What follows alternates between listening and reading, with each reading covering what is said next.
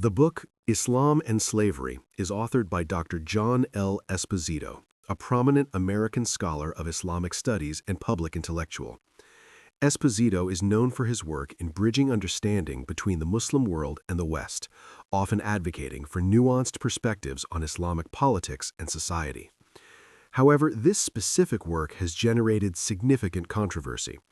Critics from various quarters argue that the book, while academically framed, engages in apologia by contextualizing and minimizing the historical and ongoing practice of slavery within Islamic societies and jurisprudence.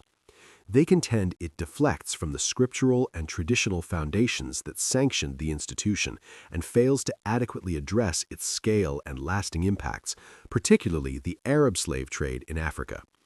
Supporters, however, view it as a necessary corrective to overly simplistic or Islamophobic narratives, emphasizing the complex historical evolution of the practice and the reformist movements within Islam.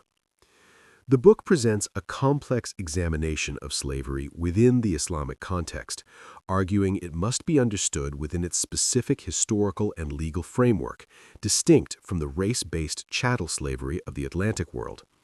It begins by establishing that while the Quran did not abolish slavery outright, an institution pervasive in 7th century Arabia, it introduced a profound ethical trajectory aimed at its eventual eradication. The scriptural narrative heavily emphasizes the manumission of slaves as a paramount act of piety and moral virtue, setting in motion a transformative principle. The core of the analysis delves into the classical Islamic law, or Sharia, that developed around the institution. The book details how the law codified the sources of slaves, primarily prisoners of war from non-Muslim territories, and the prohibition against enslaving fellow Muslims or protected peoples. It outlines the legal rights conferred upon slaves, which were significant when compared to contemporaneous systems, including rights to property, marriage, and legal redress.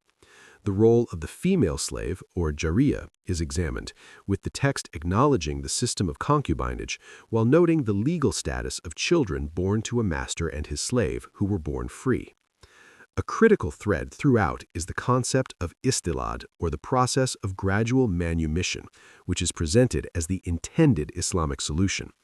The book argues that by making the freeing of slaves a key expiation for sins and a morose act, the legal and social system created an economic and religious mechanism for the institution's steady decline within Muslim societies.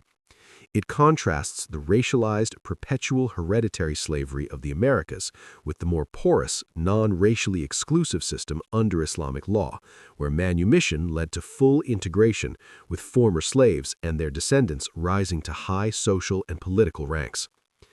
The narrative does not shy away from the later historical realities, detailing the development of large-scale slave armies like the Mamluks and the tragic expansion of the slave trade in Africa, particularly from the 18th century onward under Omani and other influences.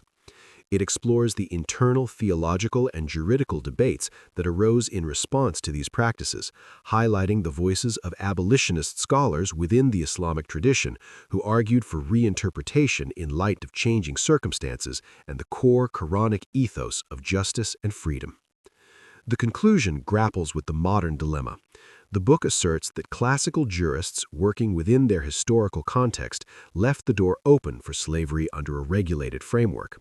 However, it posits that the fundamental moral thrust of the Quran, combined with the complete transformation of the modern world's legal and ethical norms, provides an incontrovertible basis for a definitive contemporary prohibition.